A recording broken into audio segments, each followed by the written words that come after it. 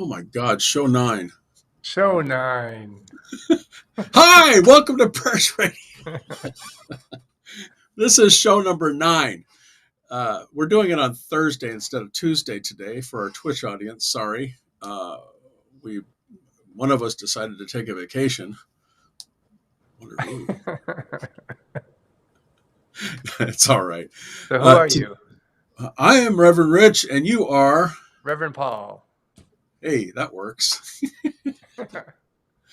Today is our. We were talking about knowledge and universal knowledge and what is knowledge. I mean, on show 8 we talked about everything's who wrote the dictionary. Well, nobody wrote the dictionary. It was all compiled. That's why you have Webster's and all these other ones. And then who actually writes these books? Well, they're good for reference, but where does that knowledge come from? I mean, if everything is the universal mind all coming in, and some people say Akashic records and things like that, and it's all God, it's all the universe, it's all the soup. I think you said alphabet soup one time, which was fun. Yeah. What are your thoughts on that? Well, knowledge is knowing. And there's two types of knowing. There's the innate knowing that you know beyond the shadow of a doubt that makes you move. And then there's the experiential or intelligent knowledge that we learn. But the universal mind embodies limitless potential and knowledge, correct? I mean, I'm sort of pulling this off because I have this one that's contains all knowledge. It's number 323 on the complete edition of the Science of Mind. Let's do an opening prayer. Let's know that the universal all is everywhere and within us and all things. And I'm recognizing that because I'm the one that's speaking the prayer out to the universe. I unify with that presence that is the universal mind, the universal all. I call it God. You may call it something else. And I'm declaring that this show is a complete success, that all the knowledge and wisdom will come to us now as knowing and being as individualized expressions of God in the universal all. I give thanks and I release it into law, knowing this is an awesome show, and so it is. And so it is. So continue from there. So all knowledge is that innateness, that innate knowledge that you know beyond knowing. Like there's a little adage I used for school. It said, I can't tell you how I know, but I know. So sometimes to tell someone what you know, the feeling that you get is indescribable. But yet you know it, you go with it, and your life is perfect. Yeah, but knowledge comes from 3 things. It comes from what you're born with, what you're programmed with. Example, how does a dog know to do something? I mean, they know to lift their leg on a tree. Nobody trained them to do that. They just sort of came with that set of instructions, just like humans come with a set of instructions. I'm hungry. Think about it. We talked on show 6 that I was saying like 60,000 things happen a second. How does your body know when to go to the bathroom or not? How do we control it? Well, that's training. Otherwise we'd be walking around. I've been to countries where they don't know what a restroom is sometimes, some of them. They think it's the floor, which is fine. Cows, dog, everybody does that. That's fine, but I don't know. That didn't come out right, did it? Or did it? Well, you spoke about having a knowledge that you're born with, your DNA in a way. Right. And that innate knowledge that one mind, if you will, cause, God, spirit, whatever we label it, that one infinite intelligence through in and as everything is through in and as us. And if that intelligence is in, through, and as us, which it is, then all of its knowledge flows through in and as us. But it's there only to the degree that we can accept it and open to it. Huh. Well,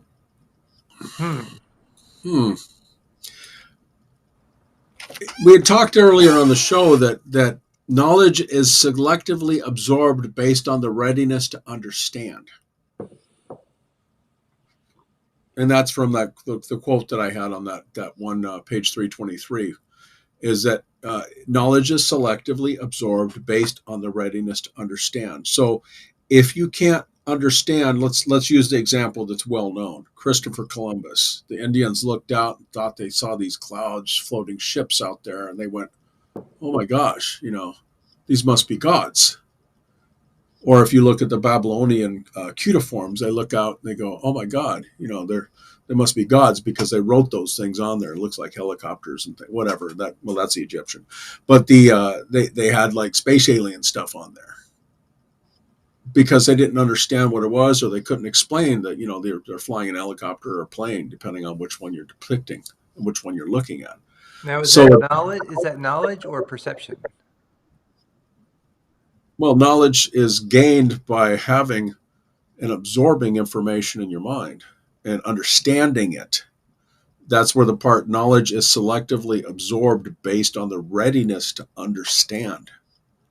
To understand means that you comprehend what's going on. But have there been times when you did something you didn't understand, but it just came through you after maybe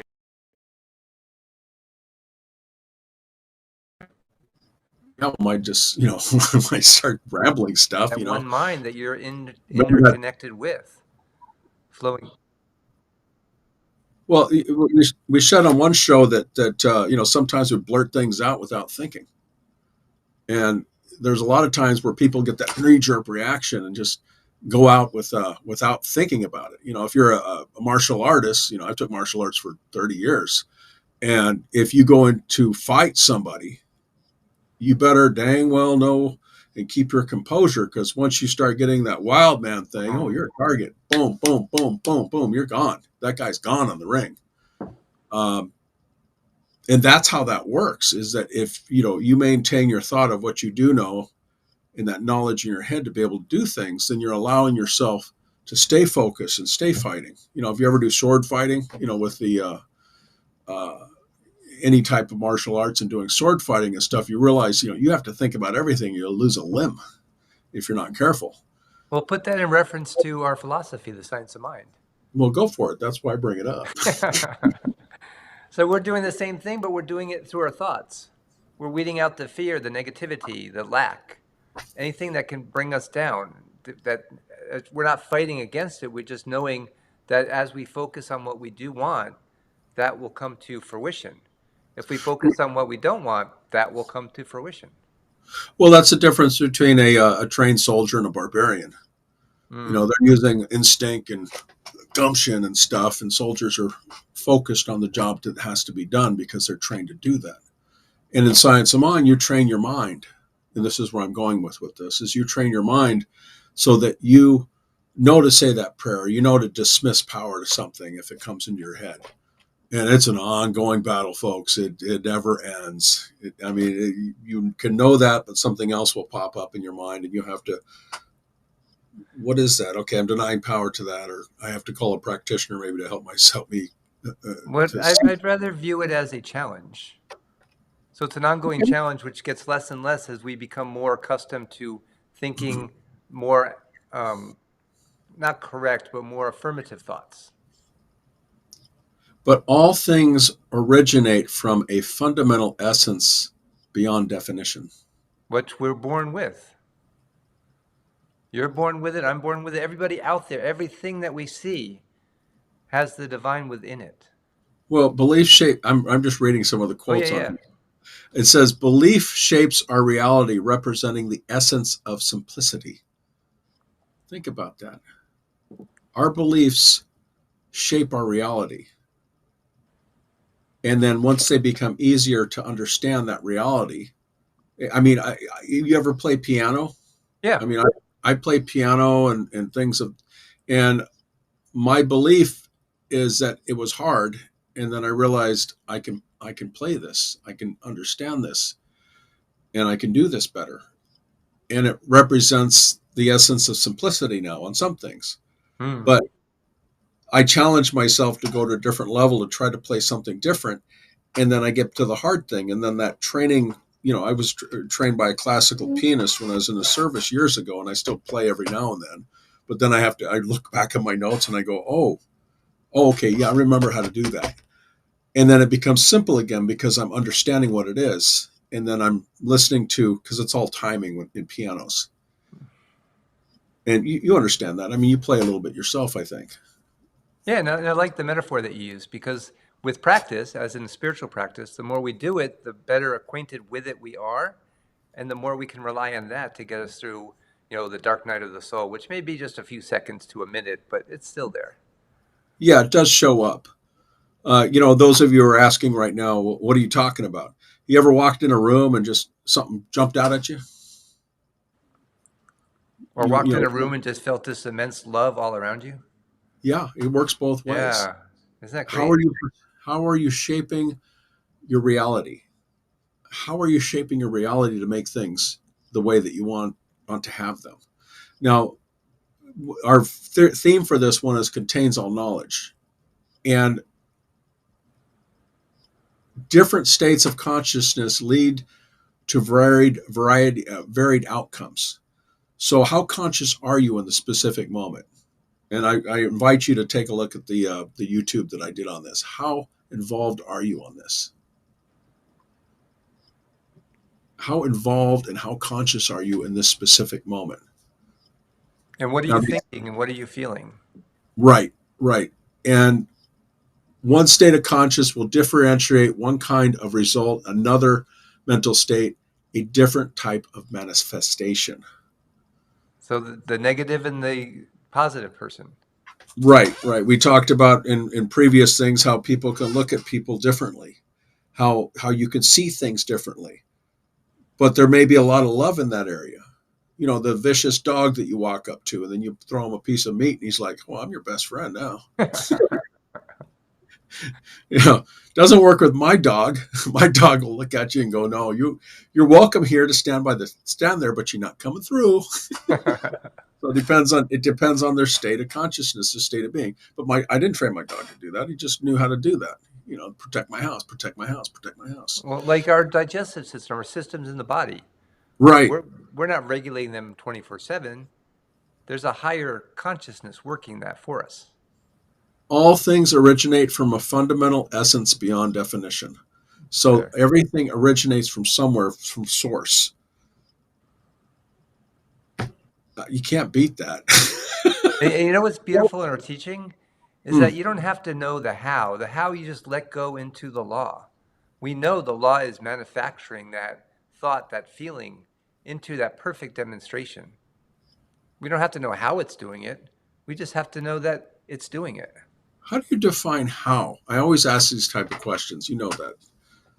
Like a laundry list, like a list of do this, this, this, this, this. Oh, And a it to-do list. Yeah. like our prayers, like there's so many variations of a spiritual mind treatment, but yet if it works through the person giving the treatment because they're Right. becoming unified with that one. And all the Right. power, like you said, the knowledge is flowing through us. And they can utilize that to direct it into whatever they need manifested. The There's a question.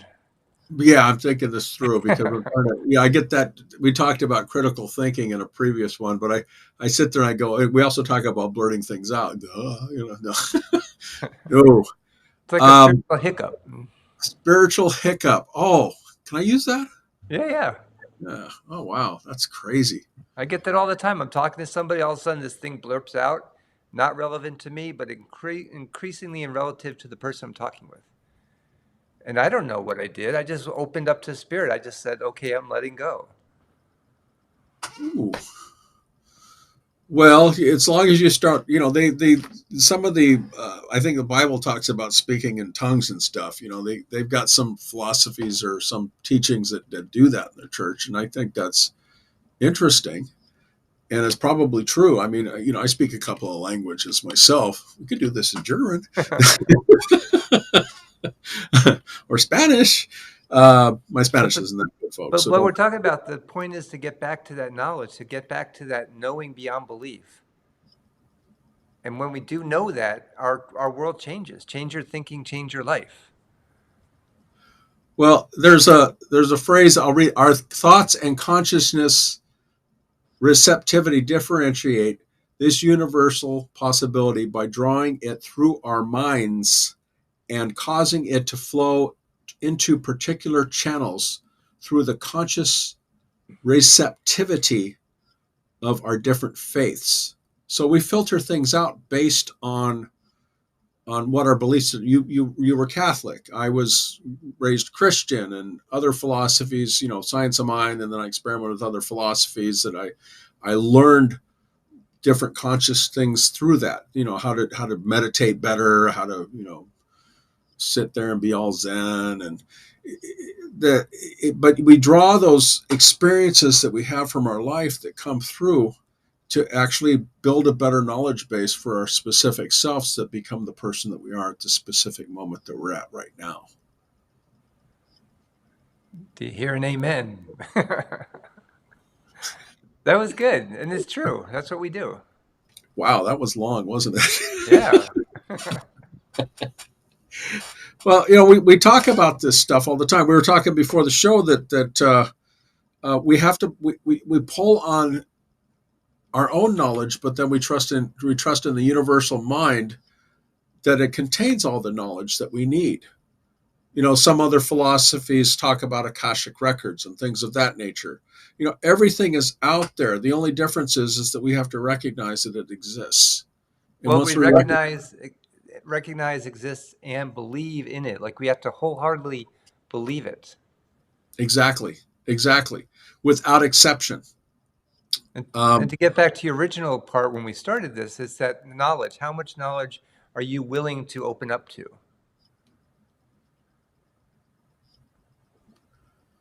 That is based on the individual. Yeah, our belief system, what we know and what we feel through experience. Because a lot of my knowledge up here is through experience. I've gotten through the world so far on knowing how to read things, places, people. And now getting into this philosophy, knowing that oneness with everything, that one mind is working through me, through you, through everybody watching this video. That's powerful. And then you have to stop, though, because you have those filters from the information you've had before that come in that may be unresolved. Or maybe like template to see if it matches or not. Exactly. A lot of us have templates on that. Oh, remember the tattoo thing that we talked about? Show, I think it was yeah. Guy thought I had the greatest ink in the world on, but you don't really know if that's real or not. And somebody saying what they're saying, you don't know if that's real or not. Being authentic, but you can know here if it's real. You can feel it. Right. And you just don't jump to conclusions on the people that you meet but you do have to, you do have the opportunity to look at things for what they are. Most of the time, not all the time. We've talked about that in show 6 with the service and things like that. But you do have the option to look at things in a different light if you choose to. But you don't have to open yourself up to the point where you become vulnerable and can be hurt, because you don't know these people from Adam, and they may have those. Remember the templates that you just talked about? They may have templates that put them on a different path that you don't want to be with, that you don't want to have with you. Which you can deny power to that, but with the universal mind and the knowledge and stuff that you have, you're able to pull in and differentiate. Well, what does work for me? What does work for me as an individualized expression of God? What do I want? And we say that so many times in a cliche inside of our philosophy, but it really boils down to is what do you want and what will you accept, and what will you strive to be after getting that? That mental equivalent that we talked about. We always, I have to use the words that we use in this philosophy, which is mental equivalent, which is, I know I have this. I know that this, I can see that and I can feel it, but there may be no substance to it. The air hug. Yeah, but remember too, the words that we use are as important because they're backed by that power that I'm talking about, that we're talking about. So as you said before, I'm working at it. It's much different than working at it than opening up to it. If I want something is different than if I'm desiring it. There's that feeling between those words, and that's powerful in our philosophy. There's the definition that goes back to that dictionary. Who defines what the word is? Remember when I asked you what is how, what is this, what is that? What do you see it as? I'm asking for the definition so that maybe on my mind, I'm not seeing that proper definition. When you're with your spouse or with your significant other, you might have some challenges, and you say such and such, and And I'm guilty of this. Uh, uh, you say such and such and such and such, and I'm like, what is your definition of that? Yeah, My what? definition, Yeah, my definition is not that good of that, or it may be better than that. What is your definition of that? And they'll say blah blah blah. They'll tell you your definition. And they're like, I don't see it that way. Let's talk about this. yeah, yeah, yeah. It's better to talk about it and find out what that definition is than go through headbutting with each other. Yeah, Because when your someone definition, go ahead. so someone says, "What's God?" Like God is this. For what is it for you? Well, I could say it's dog spelled backwards. What's your definition? The That's it. dictionary thing, we talked about that. Go ahead. God's a snuggly dog. Yep. Yeah, fleas. But that definition is very important because you don't know what that other person's definition is. Oh, and can I stop you there just for a Go second? ahead. Go ahead. Yeah. It's super important, but it's also super important to know that they know what you mean. So write down what you're going, your avenue of thought. It's like if I say something, I'm thinking in my head where they understand where I'm coming from using this term. And if I don't, I break it down into simple pieces for them. Not for them, but for them to Right. understand the betterness to it. Well, there's certain words like if you were in Britain, they speak the King's English. We speak the American English here. If you say certain words there, they don't have the same meaning as they do here. And we said that with Spanish. Que tal for our Spanish speaking pigs in Spain is hello, and it's not really that in South America. They know what it means, or they have an idea what it means. But in Britain, if you call somebody a female dog, they'll try to kill you. I mean, they'll basically be very mad and they'll want to get at you because you basically said, "I'm going to beat your tail." I used female dog instead of the other word because this is prayers radio and we have to be reverently. But Well, we don't have to be anything. We need to be ourselves authentically. well, I am. I don't really like to cuss that much. One point of my life I did, but that's a different life. Different lifetime. And even those words are powerful when we choose to put the power behind them. Oh, absolutely, absolutely, and they make a statement based on the context that they're being used in. Mm. When you're enunciating those specific words and applying them, again, that also depends who you're talking to. Do they have any meaning? If you start using the four-letter words with people, and they are just like, you're nuts, get out of here. Other people be like, oh, I'm offended. It's all a matter of interpretation. The Right. Like interpretation of what you want. you go to Australia, everybody's doing that one word over and over again. Yeah, You take yeah. offense to Hey, you have to realize too that because they all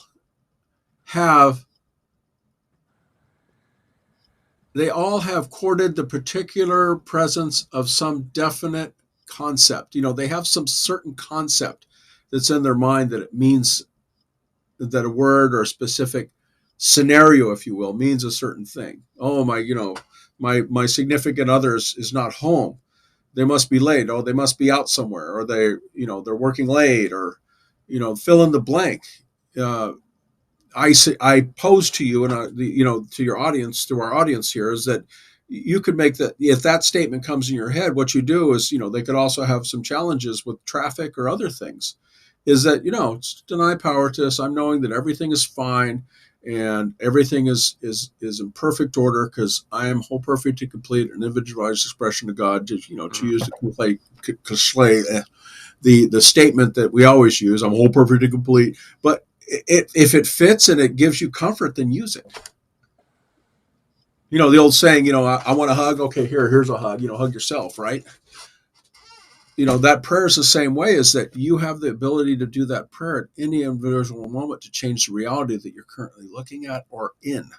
at any moment. That's the key. At any moment. It is, and it's extremely important that you know that you have that option. You know what's Um, great? Now, tell me.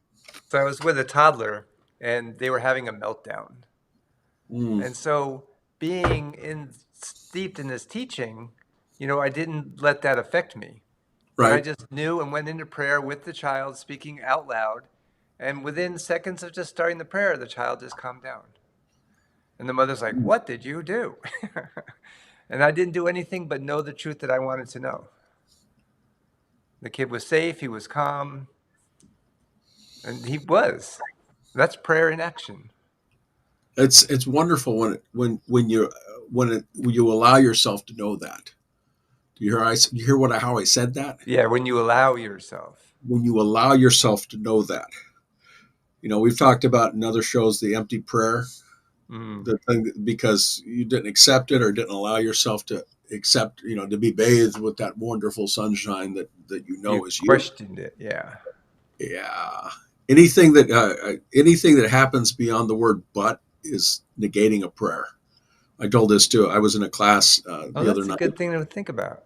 Yeah, I was in a class the other night, and they were talking, and I'm like, I go and I said, but they're saying but, and I said, anything you say beyond but is negating that prayer. Did you know that? And they thought about it and they went, damn. Yeah, yeah. It's funny. We put this thing called Harville on the bottom because it sort of monitors what we say, so we can go back and reference it, and maybe when we write a book on this. Ooh. Uh, but it copyrights all of it, so it's fun. But it goes back to the original thing that we talked about in the previous show, that the dictionary, there's nothing but words out there. But for us, we want to know more and be more, so we're allowing ourselves to look at those specific things that trigger the response within our individual expression of life to get Mm. that prayer that manifests itself. And that's why we actually have this show, because prayers radio is about finding out what works and how it works. The but statement may just dinged on you, and whoever I tell it to goes dang. And, Dang. yeah, but we're almost at the end of the show. Is there any specific things that you can think of that we didn't cover on the knowledge part? Well, Louise Hay came through just for a second, and Oh, go her ahead. quote is, now I just left, now she left with it. Well, what's her book first of all? Oh, the book I'm reading now? From Louise Hayes, you said, right? I Oh, like her. it's something on the Instagram I saw. Oh, okay, yeah, she Says does some always, really good always, work in and Science she of was Mind. assigned to my minister. Yeah, she was fabulous. Yeah, and she's always affirming what you want. I am perfect, Yeah, whole, and complete. I am safe wherever I go. The divine is watching over everything, including myself. And let's yeah, I just bring think. that into prayer. Yeah. Yeah, okay. Well, So let's go ahead and close it with a prayer then. so just closing our eyes and just reminding our focus within, knowing that within all the power resides, all the knowledge that we talked about today. Everything flows through in and as us to the degree that we open ourselves to it. So I'm affirming, knowing, and declaring right here that we are open and receptive to the energy of the divine, that divine knowledge, the peace, the power, the joy, the beauty, the love, and life itself, flowing through as and in each person here. And I am so grateful for knowing this truth, so grateful for knowing that each person is the divinity within themselves. And as we open to it and allow it to flow through us, more of it comes through. So I just simply let it go, let it be. And together we close by saying, and so it And is. so it is. We will be back Tuesday, hopefully. Not No, hopefully. hopefully, there's no hope. We only know. I want to make sure you caught me on that one. Remember that concludes what we were talking about. Is those words pop up and those phrases come into our head, and you had a different meaning of it than I did. And you pull the weed out and you let it go. There you go. So we'll Okay. see you next time. We're Prayers Radio, and I am Reverend Rich, and you are Reverend Paul, peace out.